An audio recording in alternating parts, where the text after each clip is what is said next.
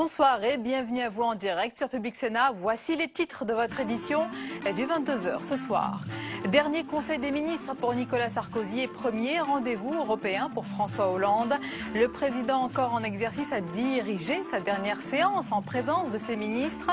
Séquence émotion sur le perron de l'Elysée. Le chef de l'État sortant a aussi souhaité bonne chance à François Hollande. Le président élu entame justement des négociations avec ses partenaires européens.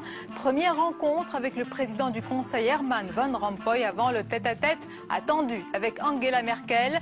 Les premiers pas de François Hollande et les derniers gestes de Nicolas Sarkozy. On en parle ce soir avec les éditorialistes Serge Raffi du Nouvel Observateur, Alain Gérard Slama du Figaro et notre chroniqueur Jean-Louis Gombault. Et puis à l'approche des élections législatives, beaucoup de questions se posent. À droite, le cordon sanitaire vis-à-vis du Front National tiendra-t-il? À gauche, un accord PS-Front de gauche sera-t-il trouvé? Les Verts seront-ils vraiment tranquilles dans les circonscriptions négociées avec les socialistes? La vague rose espérée, attendue, viendra-t-elle? Eh bien, nous parlerons ce soir de toutes ces questions avec notre invité politique, le sénateur PS de l'Isère, André Vallini. Et puis demain, journée de commémoration de l'abolition de l'esclavage au Sénat, une cérémonie nationale à laquelle devrait participer François Hollande et qui sera, notez-le, retransmise dès 10h30 demain sur notre antenne. Voilà pour le programme de votre 22h. Merci d'être en notre compagnie ce soir. François Fillon remettra demain la démission de son gouvernement qui s'est réuni une ultime fois à l'Elysée aujourd'hui. Satisfecit du Premier ministre qui estime que la France a été remise en mouvement. Mais l'heure était avant tout à l'émotion pour le dernier Conseil des ministres de Nicolas Sarkozy. On voit tout cela avec Paul Bouffard. C'était le dernier du quinquennat, le Conseil des adieux. À la sortie, les yeux sont rougis, mais après 5 années, c'est l'union retrouvée. Le président sortant prend même le temps de rassembler ses ministres autour d'un verre de l'amitié. La page de la défaite est tournée, je veux dire, on a perdu. Nicolas Sarkozy l'a rappelé, c'est dans la vie politique, des fois on gagne, des fois on perd, le peuple a tranché. Je dis pas qu'on est orphelin, mais voilà. Tous les ministres l'assurent, de l'émotion, mais pas de tristesse. C'était une dernière avec un président qui était en pleine forme, très heureux des 5 ans passés, très fier du travail qu'il a accompli pendant 5 ans et qui maintenant va évidemment se projeter dans l'avenir comme nous tous. François Fillon, lui, garde le cap politique. Il fait le bilan. L'engagement principal de Nicolas Sarkozy en 2007 avait été tenu. Cet engagement, c'était remettre la France en mouvement. Et puis j'ai, à titre plus personnel, indiqué au président de la République la fierté et la gratitude qui était la mienne d'avoir pu servir la France pendant 5 ans sous son autorité. Pris par l'émotion, certains ont du mal à quitter la cour de l'Elysée. De journaliste en journaliste, Nadine Morano se rappelle. Pour ne pas oublier, elle emporte un petit souvenir. Je voulais garder ce carton avec mon nom qui est posé sur la table du Conseil des ministres parce que c'est tellement puissant quand vous servez la France, quand vous avez cet honneur et d'avoir accompagné un homme extraordinairement courageux, plein d'énergie, visionnaire sur la politique internationale et je ne regrette rien et j'assume tout. Aujourd'hui, les ministres laissent derrière eux leur dossier pour en ouvrir un autre, celui des législatives. Et de son côté, François Hollande a reçu aujourd'hui ses supporters et ses soutiens à qui il demande de rester mobilisés. Mais le 59 avenue de Ségur a été aussi le théâtre d'un défilé de personnalités. Le président du Conseil européen, Herman Van Rompuy, est ainsi venu discuter avec le tout nouveau président élu qui prépare donc ses dossiers européens bien sûr, mais aussi internationaux. Les détails avec Elisa Bertolomé. Une poignée de main symbolique. Le président de l'Union européenne, Herman Van Rompuy, a fait lui-même le déplacement pour venir saluer le nouveau président de la République. Et demain, les rencontres continuent. François Hollande recevra Jean-Claude Juncker, président de l'Eurogroupe. Des visites pour lancer le quinquennat. Un échange de vues extrêmement positif, approfondi, constructif, qui était un échange de vues sur la situation de l'Union européenne dans toutes ses dimensions. La dimension de la zone euro et avec au cœur sans doute la crise grecque. Plus tôt dans la matinée, le nouveau président a réuni son conseil politique de campagne. Une dernière réunion dans la joie. François Hollande en a profité pour remercier ses collaborateurs. Qu'est-ce que vous êtes venu fêter aujourd'hui ? On a vu des toits champagne. C'était quoi déjà? On va boire un verre quand même. Mais derrière le côté festif se cache une réunion bien plus sérieuse, la préparation des législatives et la formation du futur gouvernement. Mais ce matin, encore une fois, c'était vraiment la gratitude exprimée par le nouveau président à ceux qui ont fait la campagne, un moment de convivialité et puis encore une fois de détermination et de mobilisation pour la campagne des élections législatives qui vient. Dans la tête de tous, à n'en pas douter, la future liste des ministres. Elle ne sera pas rendue publique avant la semaine prochaine. Et après cette journée de travail, une image de fin d'après-midi un peu plus légère pour le président élu. François Hollande s'est rendu à l'inauguration de l'exposition de l'artiste Daniel Buren au Grand Palais. Le nouveau président a été accueilli par le ministre de la Culture Frédéric Mitterrand. Direction le Sénat à présent. Le groupe socialiste s'est retrouvé pour fêter la victoire présidentielle. Jean-Pierre Bel, interrogé par Sandra Cerquera, y voit un prolongement naturel à l'alternance qu'a connu l'Assemblée qu'il préside. On l'écoute. J'ai senti au moment des sénatoriales qu'il y avait un mouvement profond qui venait des territoires du pays, de la France. Et j'ai toujours considéré que ce malaise qui s'était exprimé, bien sûr par les élus, puisque c'est des sénatoriales, il aurait des répercussions sur la suite. Et que les élus n'avaient fait que, dans le fond, répercuter ce que les populations ressentaient. Je crois que nous l'avons bien compris. Et puis c'est sûr, l'ambiance est tout autre du côté du groupe UMP qui s'est réuni ce matin au Sénat. Secoués par la défaite dimanche soir, les sénateurs reprennent peu à peu du poil de la bête et promettent en tous les cas de se montrer plus offensifs face au nouveau pouvoir de gauche. Les détails avec Bérangère Danglas. Si l'unité était bien sur toutes les bouches ce matin, certains commencent déjà à penser à l'après-législative. En cas de défaite de l'UMP en juin, il sera nécessaire de faire évoluer le rôle et la place du groupe UMP du Sénat. Il faut donc que forcément nous imaginions d'autres formules d'organisation pour une opposition plus forte, plus présente dans l'hémicycle comme dans le pays, au Sénat comme à l'Assemblée nationale d'ailleurs. Une petite révolution au Palais du Luxembourg où longtemps les sénateurs préféraient rester en dehors des querelles politiques. Un nouvel échec pourrait changer la donne. De plus en plus de sénateurs réclament un groupe plus offensif. C'est vrai qu'il y a une attente forte de prise de position, de prise de parole, de réponses données, de questions posées de la part du groupe UMP du Sénat. Ce matin, la réunion de groupe a aussi été l'occasion de clarifier une bonne fois pour toutes la position de l'UMP vis-à-vis du Front National. Pour Chantal Joanneau, chahuté et critiqué par ses amis UMP, après ses déclarations à l'égard du parti de Marine Le Pen, il s'agissait de réaffirmer un principe de base. Il n'y a plus d'addition des voix entre Front National et UMP. Ça c'est clair, la ligne est claire. Maintenant, quand un Garot ou quelqu'un d'autre propose qu'on fasse une alliance avec le Front National, j'aimerais qu'il y ait la même vigueur dans la dénonciation de ces propos. Au groupe UMP, la guerre des chefs attendra encore un peu. D'ici là, il faudra aussi faire avec les ministres qui retrouveront dans quelques jours leur siège de sénateur. Et l'invité politique du 22h ce soir, il est sénateur socialiste de l'Isère. Son nom circule parmi les potentiels futurs gardes des Sceaux. C'est un proche de François Hollande, André Valigny. Bonsoir. Bonsoir. Et bienvenue à vous. Vous êtes d'accord sur tous les points de ma présentation ? Oui, je suis un proche de François Hollande, oui, ça c'est vrai. Oui, vous êtes sénateur de l'Isère. Sénateur de l'Isère. Oui, votre nom circule parmi les potentiels futurs gardes des Sceaux. J'ai vu ça dans la presse. Seulement dans la presse ? Seulement dans la presse. Vous lui faites confiance, donc c'est vrai ? À la presse, elle cite beaucoup de noms. Personne ne sait rien. Vraiment, personne ne sait rien. François Hollande n'a rien dit à personne. Il réfléchit, il va faire le meilleur gouvernement possible. Et donc, je ne sais rien, ni me concernant, ni concernant les autres. Alors, sans forcément parler de vous au poste de ministre de la Justice, dites-nous, après le quinquennat de Nicolas Sarkozy qui s'achève, quel profil doit avoir le nouveau garde des Sceaux de l'ère Hollande? De quoi ont besoin les magistrats? Les magistrats, les avocats, tous les milieux judiciaires ont besoin que le calme revienne sur la justice, que la sérénité revienne dans les palais de justice, au ministère de la Justice, dans les tribunaux. Des réformes, il y en a eu beaucoup. Des lois, on ne les compte plus. Ce que demandent les magistrats, les avocats et les milieux judiciaires dans leur ensemble, c'est une pause législative et qu'on leur retrouve de la sérénité et du respect. La justice a été malmenés, parfois maltraités, stigmatisés souvent, je pense aux magistrats. Les principes ont été bafoués même parfois. Donc ce que disent beaucoup de magistrats, beaucoup d'avocats, beaucoup de personnel pénitentiaire, de greffiers, d'éducateurs, de la protection judiciaire de la jeunesse, c'est du respect, de la considération. Donc, si j'ai bien compris, il faut un garde des Sceaux qui les respecte, serein, apaisant. C'est vous? Non, mais je ne sais pas si c'est moi. Peu vous importe. avez ces qualités-là, c'est important. Je ne sais pas. Moi, je sais que ce que les milieux judiciaires attendent, c'est du respect et de la considération. Ça tombe bien, c'est une réforme qui ne coûtera rien. Et c'est la première de toutes les réformes, celle qui est attendue par tous les milieux judiciaires. Bien sûr, il faudra faire autre chose en matière civile, en matière pénale.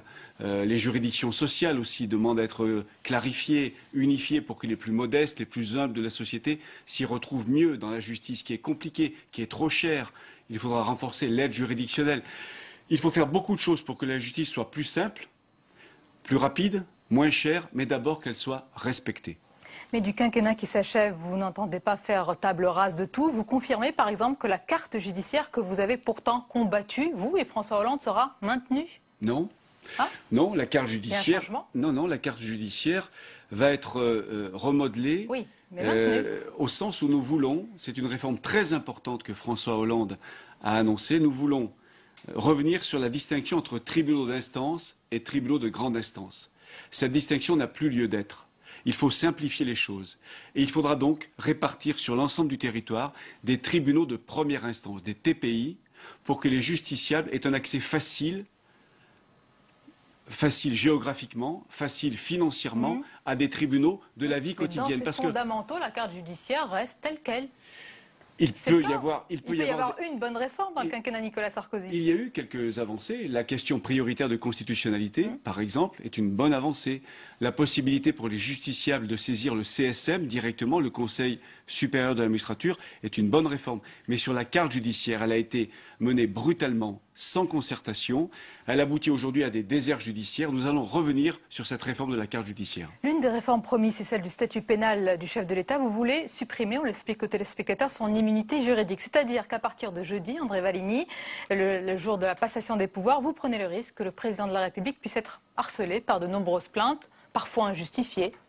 Il y a ce risque, il existe. En matière de statut pénal du chef de l'État, il n'y a que des mauvaises solutions. Il faut choisir la moins mauvaise. Parce que soit on fait du président un justiciable totalement ordinaire, passible des tribunaux ordinaires, et on l'expose, comme vous le dites, à un harcèlement judiciaire de la part de citoyens qui voudraient l'empêcher d'accomplir son mandat, et ça déséquilibre les institutions. Donc ça met en péril la continuité de la République. Ce n'est pas une bonne solution. Soit on en fait un intouchable, quelqu'un qui est totalement hors d'atteinte de la justice, comme c'est le cas aujourd'hui. Ce n'est pas non plus acceptable sur le plan démocratique. Donc la proposition que nous avons, c'est de réformer le statut pénal du chef de l'État pour qu'il devienne un justiciable ordinaire, passible des tribunaux ordinaires pour les délits qu'il aurait commis avant son entrée en fonction ou pendant son mandat, mais détachable de sa fonction, avec une commission qui filtrera les plaintes, les procédures, pour qu'il ne soit pas soumis à un harcèlement judiciaire abusif qui déséquilibrerait, qui déstabiliserait les institutions. On va parler des élections législatives à venir. Côté socialiste, c'est notamment le Premier ministre, logiquement, qui devrait conduire la campagne. Notamment, on ne connaît pas encore son nom, vous l'avez dit tout à l'heure, mais êtes-vous d'accord pour dire que ce qui prime dans une relation entre un président et son Premier ministre, c'est l'entente, la confiance réciproque, l'harmonie ? Il faut évidemment que le président ait une confiance totale dans son Premier ministre. Ah, donc Martine Aubry ne peut pas être le prochain Premier ministre. Je n'en sais rien. François Hollande et Martine Aubry. S'il faut l'entente, la confiance, ça l'exclut forcément du jeu. Mais pourquoi? Parce qu'il paraît qu'elle s'entend pas si bien. Mais il ne faut pas lire tout ce qu'il y a dans les journaux. Non, on n'entend pas, on vous écoute aussi parfois. Moi, je n'ai jamais rien dit de tel. Martine Aubry a des qualités, Jean-Marc Ayrault en a aussi, Pierre Moscovici en a également, Manuel Valls, d'autres encore, peut-être auxquels on ne pense pas. Il y a plusieurs premiers ministres possibles, c'est la richesse du Parti socialiste. Mais il est vrai que François Hollande a besoin d'un Premier ministre sur lequel il pourra s'appuyer, se reposer, entre guillemets. Non pas que François Hollande veuille se reposer, mais se reposer au sens politique. Il faut que le Premier ministre puisse prendre les coups, si nécessaire, aller devant le Parlement, expliquer la politique à l'opinion publique. Il faut qu'il y ait vraiment une symbiose, une harmonie totale entre le Président et le Premier ministre. Donc je ne sais pas qui ce sera. Celui avec qui il s'entend le mieux. Peut-être que la réponse est donnée. En tous les cas, est-ce que sur les législatives, vous excluez totalement une victoire de la droite? Complètement? Moi, je pense que la droite ne peut pas gagner les législatives. Raisonnablement, sans pratiquer la méthode Coué, on n'a jamais vu les Français se déjuger d'un mois sur l'autre. Les Français ne peuvent pas avoir choisi un président de gauche en mai et une majorité de droite en juin. Donc je fais confiance au bon sens, à la cohérence des Français qui vont vouloir donner une majorité au président. Le problème est de savoir quelle ampleur aura cette majorité. Mais je crois qu'il y aura une majorité, en tout cas je le souhaite, pour aider François Hollande à réussir son quinquennat. Pour qu'il y ait cette ampleur dont vous parlez sans aller jusqu'au Grand Chelem, est-ce qu'il faut un accord avec le Front de gauche ? Je pense qu'on peut avoir un accord avec le Front de gauche, notamment dans les circonscriptions où le Front national menace. Il faut absolument que la gauche soit au deuxième tour dans toutes les circonscriptions de France. Et donc, si nécessaire, et j'en suis partisan, il faut qu'il y ait un accord avec les écologistes, bien sûr, les chevènementistes, avec les radicaux, mais aussi avec les communistes et le parti de Jean-Luc Mélenchon. Sur les législatives aussi, il y a un cas particulier, celui de François Bayrou. Martine Aubry a tranché. Il y aura un candidat PS face au président Modem, qui avait appelé, rappelons-le, à voter François Hollande à l'entre-deux-tours. C'est pas très élégant. Je comprends la cohérence du Parti socialiste qui veut avoir des candidats partout. François Bayrou n'a pas rejoint la gauche. François Bayrou n'a pas dit qu'il devenait socialiste. François Bayrou a fait un choix de valeurs, de principes. Il a dit qu'en tant que républicain attaché à certaines valeurs, il ne pouvait que voter pour François Hollande. Il n'en reste pas moins que ce n'est pas élégant. Vous le pensez ? Je pense que François Bayrou... Il aurait pu avoir un geste. Je pense que François Bayrou est un homme politique de qualité et qu'il a sa place à l'Assemblée nationale. Mais je comprends aussi que la candidate socialiste ait envie de jouer sa carte, qu'elle ait envie de tenter sa chance dans la circonscription de François Bayrou. Quand Jean-François Copé dit qu'il n'y aura jamais d'accord, ni de parti, ni au cas par cas avec le Front national de Marine Le Pen, vous le croyez? Il n'y a pas de raison que l'UMP fasse aujourd'hui ce qu'elle n'a jamais fait avant. Moi, je pense que Jean-François Copé est sincère quand il dit ça. Au niveau national, l'UMP ne souhaite pas d'accord avec le Front national. Tant mieux, dont acte. Je ne suis pas sûr que Jean-François Copé soit suivi dans telle ou telle circonscription par certains députés UMP dont on sait qu'ils sont très proches du Front national. Certaines brebis. Il peut y avoir quelques dérapages, notamment dans le Midi, dans le sud-est de la France. Attendons de voir. En tout cas, je prends acte de la déclaration de Jean-François Copé et personnellement, comme républicain, je m'en réjouis. Mais donc vous ne vous réjouissez pas de l'implosion de la droite et de la reconstitution du côté de Marine Le Pen? Ce ne serait pas une bonne chose? Non, moi je ne souhaite jamais la politique du pire. Je souhaite qu'il y ait une droite républicaine et puis une extrême droite qui soit contenue, qui soit maintenue le plus bas possible dans les résultats électoraux. Donc si l'UMP installe un cordon sanitaire, entre guillemets, entre elle et le Front national, c'est une bonne nouvelle pour la démocratie. Merci beaucoup André Valigna. Une dernière question. Est-ce que vous connaissez le syndrome de Devedjian? Je crois savoir de quoi vous voulez parler, oui. Du nom de Patrick Devedjian, oui, qui a attendu toute sa vie un poste qu'il n'a jamais eu, celui de garde des Sceaux. Non, oui. Vous ne serez pas frappé de ce syndrome? J'aime beaucoup Patrick Devedjian et j'ai compati à l'époque à ce qui lui est arrivé. Vous ne voulez pas qu'il compatisse à ce qui pourrait vous arriver? On verra tout cela évidemment avec les nominations à venir. Merci beaucoup André Valigny d'avoir été notre invité. On en a parlé, le choix du Premier ministre, la composition du gouvernement. François Hollande a pas mal de choses en tête, précise son proche Stéphane Le Foll qui utilise cette expression. Autre difficulté, parvenir, et ce n'est pas évident, à la parité promise. On voit tout cela avec Flora Sauvage. François Hollande l'a promis à plusieurs reprises, il veut la parité au gouvernement. Tiendra-t-il son engagement? L'équation semble difficile à résoudre, car il faut trouver un savant équilibre pour placer les femmes au gouvernement et pas seulement à des postes secondaires. Ce qu'il faut éviter, évidemment, c'est que les postes clés soient trustés par les hommes, alors qu'il y a quand même des femmes compétentes qui ont exercé des fonctions soit parlementaires, soit ministérielles. Donc il ne faut pas faire les Hollandettes. Autrement dit, pas question de nommer des femmes qu'à des postes subalternes. Pour Michel Ondré, secrétaire d'État aux droits des femmes de 1988 à 1991, la question de l'expérience ne doit pas être le seul critère. À 40 ans, quand Michel Rocard m'a nommé ministre, je n'avais aucune expérience ministérielle. La première fois, c'est comme ça. Et j'avais seulement 40 ans. Et je n'étais pas parlementaire. Les noms des anciennes porte-parole du candidat, Najat Vallaud-Belkacem et la députée Delphine Batho circulent, ou encore la députée Aurélie Filippetti. Mais il est souvent souligné qu'elle manque d'expérience et donc de compétences pour exercer une fonction ministérielle. Un point de vue qui est vivement critiqué par la féministe Caroline Dehaas. Que la question de la compétence, elle n'est posée que quand on parle de la parité. Ça fait 50 ans que le pouvoir en France est exercé à 70, 80, 90% par des hommes. Est-ce qu'on pose la question de la compétence? Non. Une chose est sûre, Marisol Touraine devrait être nommée aux affaires sociales et Martine Aubry devrait obtenir un ministère important. Mais il faudra aussi satisfaire les partenaires de la gauche, avec pourquoi pas Cécile Duflot ou encore Eva Joly. Et nos invités pour commenter et analyser cette riche actualité, Serge Rafit avec nous, bonsoir. Bonsoir. Rédacteur en chef au Nouvel Observateur, auteur de l'ouvrage Le Président, itinéraire secret. Je rappelle que je précise que c'est une nouvelle version, rééditée, augmentée de combien de pages, dites-nous Serge? 140 pages. 140 pages, la voici. L'éditorialiste au Figaro, Alain Gérard-Slama est avec nous, bonsoir. Bonsoir. Et notre chroniqueur Jean-Louis Goumbaud. Bonsoir Jean-Louis. Bonsoir Sonia. Nous allons messieurs commencer à parler des derniers gestes de Nicolas Sarkozy et des premiers pas de François Hollande. Dernier conseil des ministres aujourd'hui pour Nicolas Sarkozy. Quelle présidence il clôt ce dernier conseil, Alain Gérard-Slama? Vous savez, en général, c'est quand on s'en va qu'on est couvert de fleurs. C'est-à-dire qu'il est tout à fait frappant de voir à quel point le président de la République a trouvé le ton, d'ailleurs, pour coïncider enfin avec lui-même au moment où il s'en allait. Et c'est tout à fait frappant. Les derniers discours étaient tonitruants. Rappelez-vous le discours du 1er mai, que c'est d'impression quand même assez impressionnante, d'exagération. Et d'un tonus peut-être un petit peu forcé, y compris dans le nombre des drapeaux qui circulaient, volaient de tous les côtés, comme s'il avait eu la France à lui tout seul et pour lui tout seul. Et là, soudain, le voici qui confie le bébé à quelqu'un d'autre, avec beaucoup de naturel, avec une belle dignité, comme s'il voulait délaisser quand même dans l'histoire une trace un peu plus réconciliatrice que ce qui a été un règne dont il faut bien reconnaître qu'il a été diviseur. Il a fait beaucoup de choses, mais sera-t-il un grand président? De grandes choses ont été faites sous sa présidence. Sera-t-il pour autant un grand président? Bon, en tout cas, c'est le pari, visiblement, qu'il a l'intention de tenir. Il a de l'avenir, je pense, et qu'il en est persuadé. Maintenant qu'il sort de la politique, il a de l'avenir, c'est ce que vous dites. Serge Rafit, vous qui vous êtes penché sur le cas de François Hollande, est-ce que, avec Nicolas Sarkozy qui sort, c'est la fin de l'hyper-présidence, du président qui décidait de tout, qui se mêlait de tout, oui, mais qui assumait tout aussi?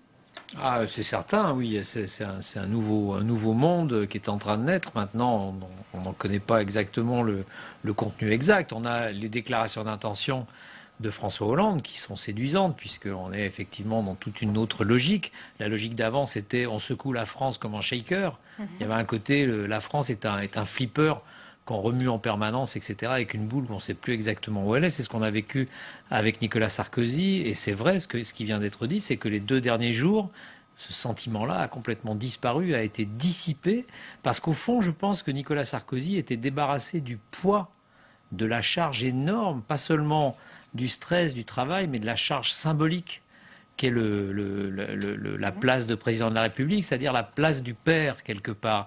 Et Nicolas Sarkozy, cette place, ce trône-là, il n'a jamais vraiment voulu s'y installer clairement, alors qu'en France, il y a une vieille institution, cette monarchie républicaine, etc., qu'il a un peu voulu, comment dirais-je, pas trahir, mais un peu secouer à sa manière. Et quelque part, François Hollande, et l'autre jour, Henri Guénaud, sur une chaîne publique, a dit quelque chose d'assez juste.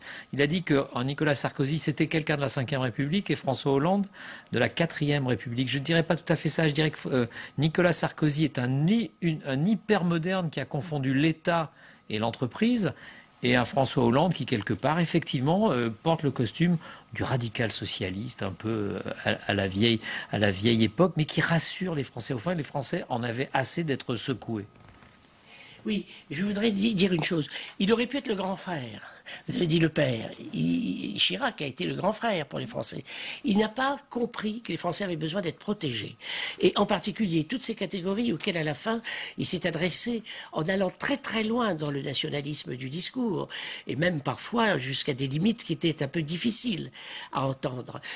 C'est parce qu'au fond, il n'a pas compris qu'il fallait d'abord les protéger. Et ça, il ne l'a pas fait. Il n'a pas su le faire. Je vous ai protégé de la crise, de tout ce qui s'est passé. Il aurait pu le dire. Il aurait pu d'ailleurs être plus sévère envers François Hollande. Mais vous savez, je crois qu'il avait tellement à cœur de mener à bien ces grandes masses de granit, comme dit l'empereur Napoléon Ier. Lui se comparait plutôt à Bonaparte traversant le pont d'Arcole. Hein. Il avait tellement à cœur de faire ça qu'il s'est mis en avant sur tout. Ça a été l'hyper-présidence, c'est-à-dire en première ligne sur tous les sujets. Dans ces cas-là, évidemment, on reçoit tous les coups. Jean-Louis Goumbaud, c'est ça le problème. L'Élysée était pendant 5 ans le poumon du pouvoir, toutes les artères, toutes les veines convergeaient vers ce lieu, tous décidés. Est-ce que ça va changer? Alors justement, je crois qu'il y a 2 choses. Il y a ce qu'a fait Nicolas Sarkozy et la manière dont il l'a fait. Quand vous regardez le programme de François Hollande, il ne va pas défaire tout ce qu'a fait Nicolas Sarkozy, même sur la réforme des retraites, alors que le Parti socialiste était à la pointe dans l'opposition à cette réforme. Une parenthèse, même sur la réforme de la carte judiciaire, André Valigny nous a dit que ce sera des changements, mais pas de refondement total. Donc ça restera. La manière dont il a fait les choses, je crois que François Hollande s'est battu aussi dans cette campagne électorale pour changer, pour dire je vais changer la manière d'être président. Ça c'est très important, le fait que les réformes ont été un peu chaotiques, au fond elles étaient nécessaires, mais les Français ne l'ont pas compris parce qu'elles ont été gérées d'une manière chaotique, un peu en précipité. Alors justement, c'est ce qu'il voulait faire. Il voulait être un homme d'abord, un homme d'action. Et souvent, vous voyez, il a dit pendant la campagne, il employait souvent une image, un rapport Tartuffe. Il traitait souvent François Hollande de Tartuffe. Et dans les meetings, c'est Tartuffe, Tartuffe, Tartuffe. Et même moi, je prendrais un autre personnage de Molière qui me paraît représenter Nicolas Sarkozy, c'est Don Juan.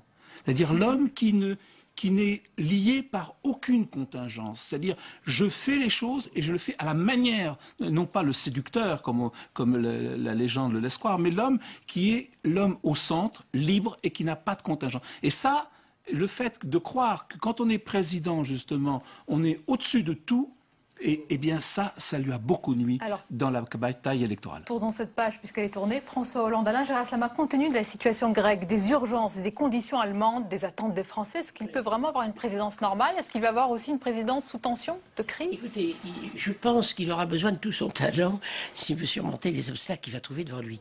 D'une certaine manière, si on réfléchissait en manière générale, c'est plus facile d'être un président de droite qu'un président de gauche. Mais oui, parce qu'on a tous les mouvements sociaux contre soi, non pas contre soi, mais qui chacun attendent de vous des réformes. Hein. Il est bien connu que les gouvernements de droite, souvent, s'entendaient mieux avec les syndicats. Lui, il n'a pas été capable de le faire, et c'est une lourde faute, que les gouvernements de gauche. Donc, comment va-t-il faire avec les pressions des syndicats? Comment va-t-il faire avec, déjà, la composition du gouvernement, ou placer Madame Aubry, par exemple? Rien que ça, c'est un problème à avoir des insomnies. On peut imaginer. Et puis, d'autre part, il va avoir Madame Merkel.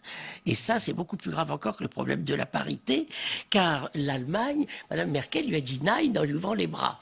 Ce qui est une figure peut-être intéressante, mais qui n'est pas tout à fait susceptible d'aboutir à quoi que ce soit d'autre que la nécessité pour lui d'un compromis, d'un recul. Donc pour l'instant, il est habillé à l'esprit de finesse, il s'est transigé, il s'est organisé des compromis, il a un côté social-démocrate. Est-ce qu'il va être enfin le socialiste qui va faire entrer la France dans la social-démocratie? On rappelle même qu'il a des origines démocrates chrétiennes, si je vous ai bien lu Serge Raffi, dans sa famille. Donc il aurait la possibilité d'une grande souplesse.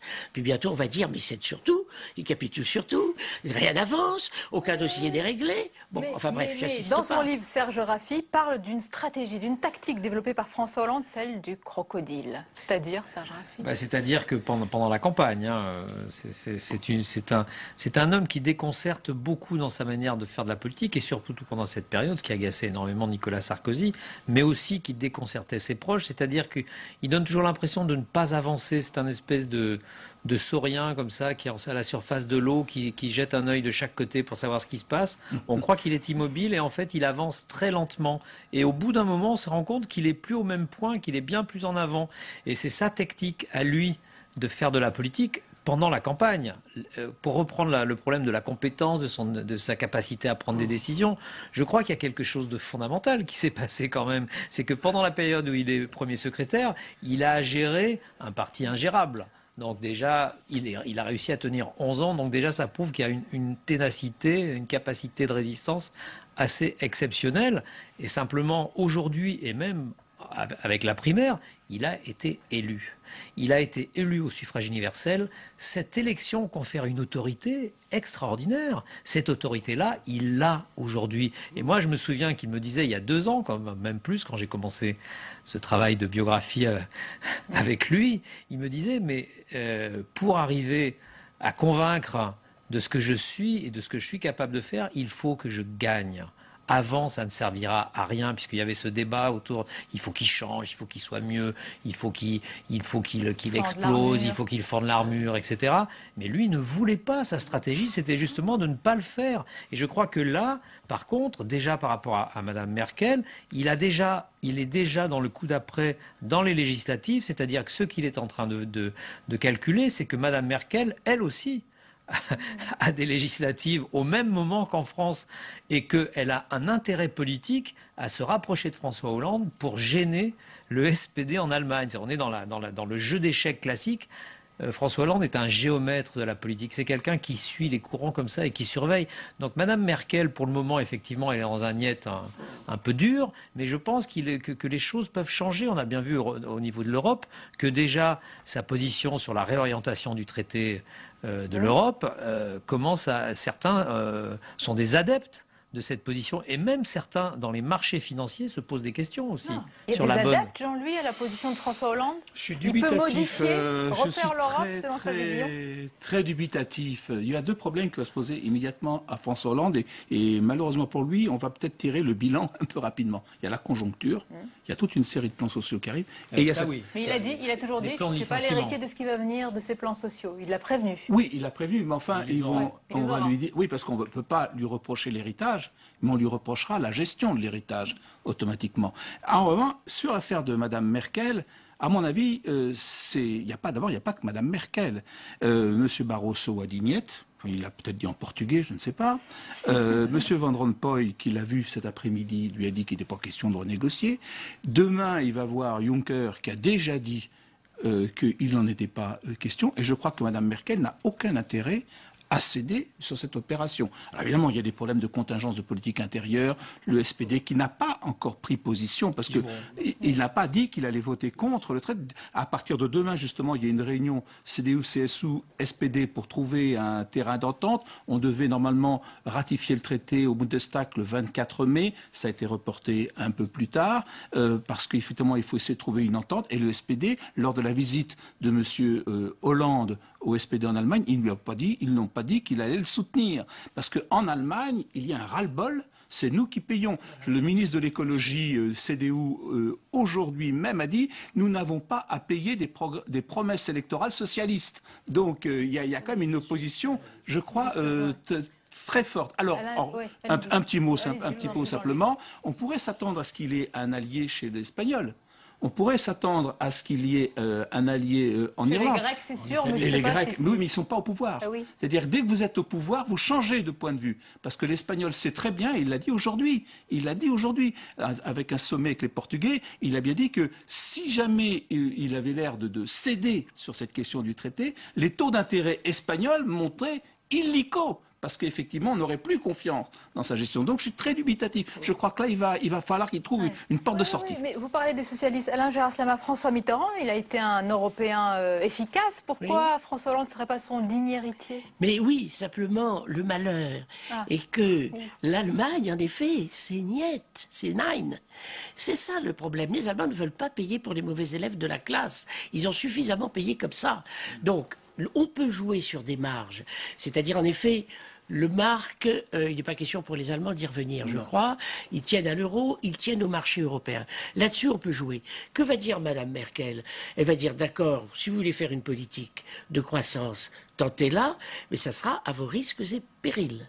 C'est-à-dire que s'il loupe cette légère porte de sortie qui va lui être laissée, bon, à ce moment-là, il aura à l'intérieur de son camp les antisystèmes qui vont lui dire « Voyez bien que c'est les marchés, vous n'êtes pas capable de réformer le système mondial, etc. » Sarkozy avait su, quand même, il faut se rappeler une chose qui est tout à fait à son honneur, et c'est même impressionnant, faire changer Bush d'avis et lui faire accepter le G20. Car ça a été au moment du passage des pouvoirs de Bush à Obama.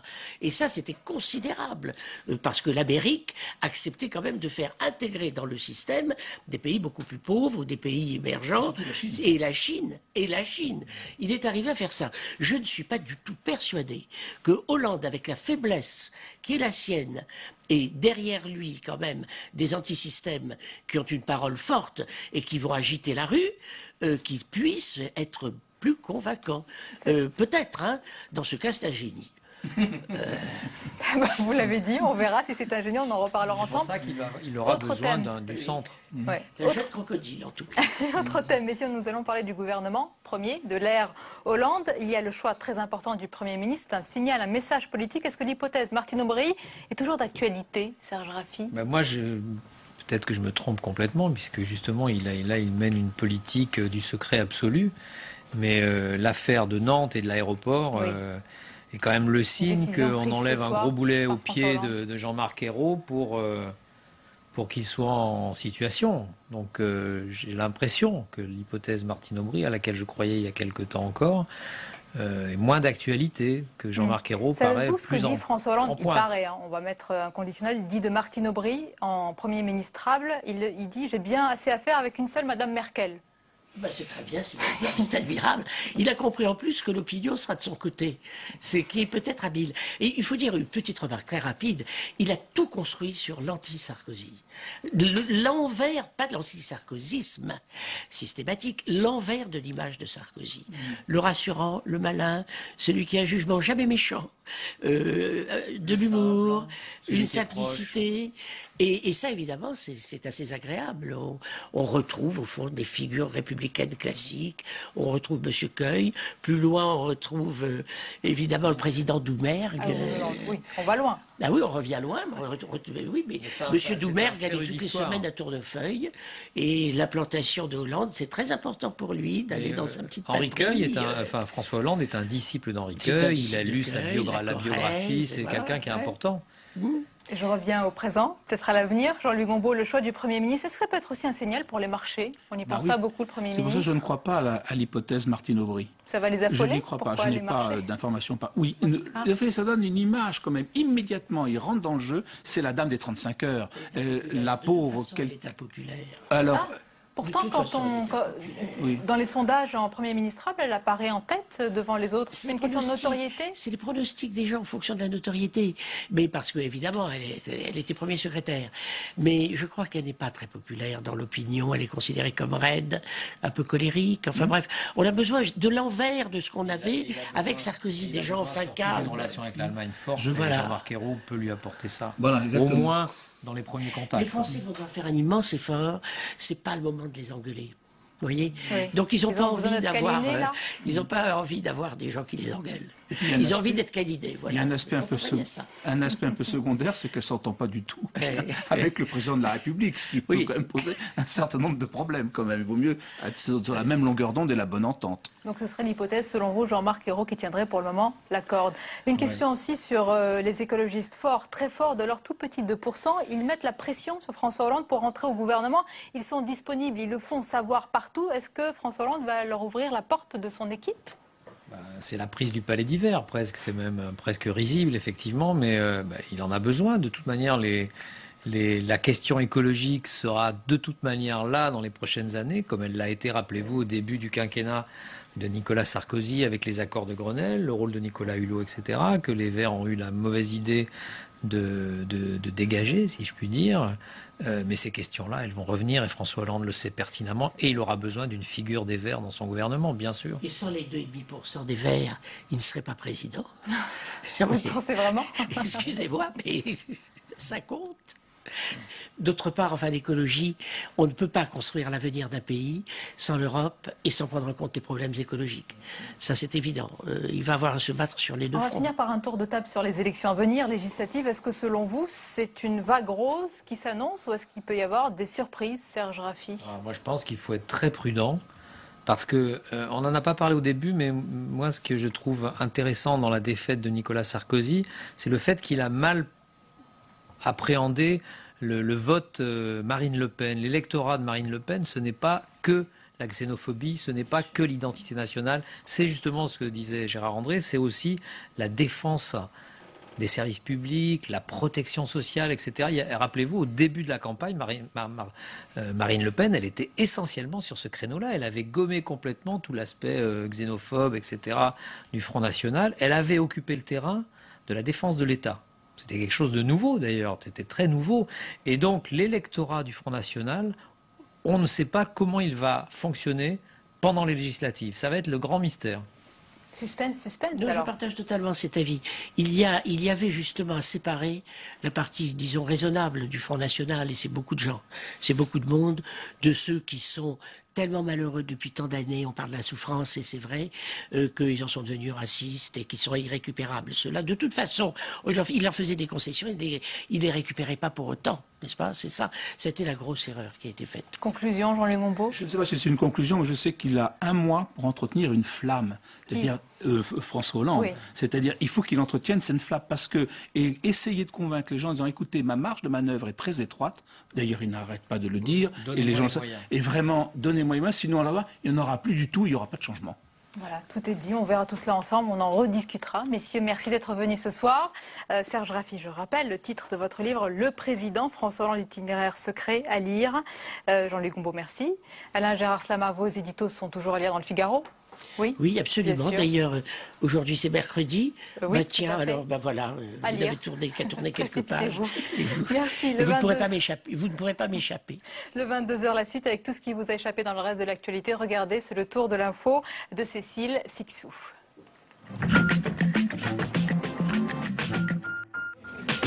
Des traces de sang, des vitres brisées, ce camion entré dans la ville de Deraa au sud de la Syrie et accompagné un convoi de l'ONU quand une charge a explosé sur son passage. L'attaque a fait 6 blessés parmi les soldats syriens. Robert Moody, le chef de la mission des Nations Unies, se trouvait dans les voitures onusiennes. Il est sain et sauf. Ce soir, la France condamne fermement cet attentat. À peine appliqué, il sera retiré. Le décret sur l'évaluation des enseignants publié hier au journal officiel sera abrogé dès la prise de fonction de François Hollande. C'est ce qu'a annoncé Vincent Peillon, le monsieur éducation du nouveau président. Il met en cause un passage en force du gouvernement sortant, alors que cette question est vivement critiquée par les syndicats. Historiens, représentants d'associations ou encore personnalités politiques invités aujourd'hui au Sénat par la délégation de l'Outre-mer pour témoigner sur la mémoire de l'abolition de l'esclavage à la veille de la journée nationale. Nous avons voulu dire que tous nous sommes différents, mais nous sommes animés d'une volonté commune de vivre ensemble pour permettre à cette République de vivre et de progresser. Demain, la traditionnelle cérémonie de commémoration aura lieu dans les jardins du Luxembourg à 10h30 et sera diffusée sur notre antenne. Oui, pour représenter l'image de la France, faire les sourires nécessaires et être bien habillé, mais pas seulement. Dans une interview donnée au Times, la nouvelle première dame, Valérie Trierweiler, annonce la couleur. Elle ne souhaite pas cantonner son rôle à celui d'une potiche. La journaliste préférera suivre l'exemple de Danielle Mitterrand, plus active selon elle que Carla Bruni ou Bernadette Chirac. Devenir président, pas si simple. Un internaute s'est mis à la place de François Hollande et a imaginé l'activité de son compte Facebook depuis son élection. Le nouveau chef de l'État se fait de nouveaux amis, parfois inattendus, et retrouve de vieilles connaissances oubliées. Il chatte avec Nicolas Sarkozy pour obtenir des informations sur l'Élysée.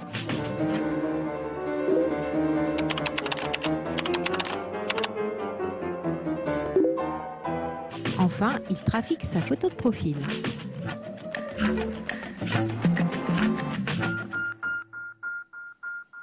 Et avant de clore ce journal, cette information qui nous parvient à l'instant, Barack Obama annonce ce soir son soutien au mariage homosexuel, devenant ainsi le premier président des États-Unis en exercice à adopter une telle position sur un sujet de société potentiellement explosif à 6 mois de la présidentielle aux États-Unis. C'est la fin de ce journal. Merci à vous de nous avoir suivis. Tout de suite, votre émission Déshabillons-les. Hélène Risser se penche ce soir sur les mots de la présidentielle. Quant à moi, je vous dis à demain avec plaisir.